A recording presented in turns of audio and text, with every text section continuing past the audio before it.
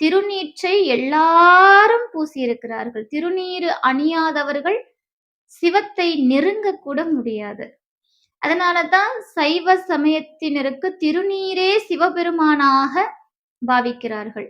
ஒரு ஆலயத்திற்கு சென்று ஒருவேளை நமக்கு இறைவனை தொட்டு வணங்கக்கூடிய பாக்கியம் கிடைத்தால் எப்படி இருக்குமோ, இறைவனின் திருமேனியை தீண்டும்போது நமக்கு எப்படி இருக்குமோ, அப்படி இருக்க வேண்டுமாம் திருநீற்றை நாம் கையில் பெறும்போது.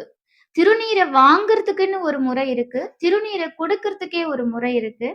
பெருமளவில் நாம் அதை கடைப்பிடிப்பது கிடையாது.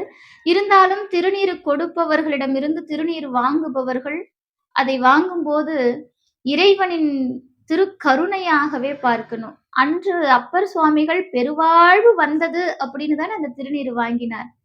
அப்போ நமக்கும் அந்த எண்ணம் இருந்தால், அந்த திருநீற்றை நம் கரங்களில் பெறும்போது, பெரும் பிரசாதமாக இறைவனின் அருளாக நாம் பாவித்தால், அந்த திருநீரே நமக்கு அனைத்து செல்வங்களையும் வழங்கும். இப்ப திருநீருக்கு என்று இன்னும் பல பெருமைகள் உண்டு. என்னால இந்த பதிவுல ஒரு சில தகவல்கள் தான் தர முடிஞ்சது. திருநீற்றின் பெருமைகளுக்காக ஒரு பெரிய சொற்பொழிவே பண்ணலாம். அந்த அளவுக்கு திருநீருக்கு பெருமைகள் அதிகம். எண்ணற்ற நாத்திகவாதிகள் இந்த திருநீற்றின் மகிமையால் ஆத்திகனாக மாறிய கதையும் உண்டு. வரலாறுகள்ல, நாயன்மார்கள்ல இந்த திருநீரானது பல விசேஷங்கள் புரிந்தது. நரசிங்க முனையரையர் அப்படிங்கிற ஒரு நாயனார் கூட திருநீரை ஒரு திருடன் திருநீறு அணிந்து வந்ததும் திருடன் என்று ஒதுக்காமல் அவரையும் அந்த அடியார் கூட்டத்தில் ஒருவராக பாவித்து ஏனைய அடியார்களுக்கு 100 பொற்காசுகள் வழங்கினால் இந்த திருடனுக்கு 200 பொற்காசுகள் வழங்கி அவரை சிவனடியாராகவே ஏற்றுக்கொண்ட ஒரு அற்புத குணத்தை நாம் பார்க்கிறோம். சேரமான் பெருமான் வீதியில் சென்று கொண்டிருக்கும் போது அங்கே எதிரில் ஒருவர் தன் உடலெல்லாம் வியர்வையின் காரணமாக உப்பு பூத்தார் போல் வந்தாராம்.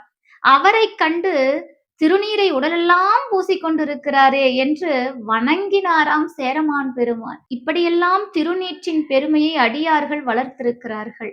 மெய்ப்பொருள் நாயனார் முத்தநாதன் என்பவன் மெய்ப்பொருள் நாயனாரிடம் நேரடியாக மோதி வெற்றி கொள்ள முடியவில்லை அப்படின்னுட்டு அவனுடைய உடலெல்லாம் திருநீறு பூசி ஒரு அடியார் வேடத்தில் வந்து வஞ்சகம் செய்து நினைத்ததை முடித்தான் அப்படின்னு சேக்கிழார் பெருமான் எழுதுகிறார். அவரால சேக்கிழாருடைய அந்த இடத்தை பாருங்க, சேக்கிழாருடைய அந்த மனம் பாருங்க.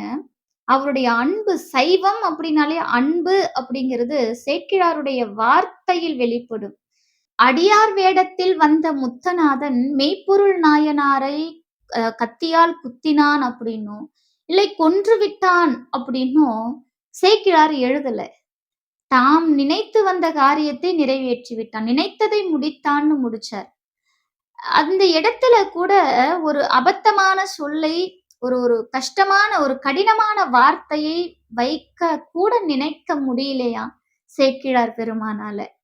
அப்போ அத்தகைய ஒரு உயர்ந்த தத்துவங்களை, உயர்ந்த அன்பை கொடுப்பது சைவ சமயம். திருநீறு என்பது சிவபெருமானுக்கு நிகரானது மட்டுமல்ல, சிவபெருமானே திருநீராகவும் பாவிக்க வேண்டும். இந்த திருநீரே சிவபெருமான் என்னும் எண்ணம் நமக்குள் வந்துவிட்டால், திருநீற்றை நம்மால் ஒருபொழுதும் கீழே கொட்டவோ அல்லது கோவில் சுவர்களில் பூசி வைக்கவோ நம் எண்ணம் செல்லாது. அந்த திருநீற்றை சாக்ஷாத் சிவபெருமானாக நினைத்து வழிபாடும் செய்ய வேண்டும். எப்பொழுதும் திருநீறு நம்மிடத்தில் இருக்க வேண்டும். அது ஒரு மந்திரம், நம்முடைய சமயத்திற்கு வரக்கூடிய ஒரு மந்திரம். அப்படிப்பட்ட திருநீற்றின் பெருமையை அனைவரும் உணர்ந்து கொண்டு பயன்படுத்துவோம். இந்த பதிவு உங்களுக்கு பிடிச்சிருந்தா நம்முடைய சேனலை சப்ஸ்கிரைப் பண்ணிக்கோங்க. நன்றி, வணக்கம்.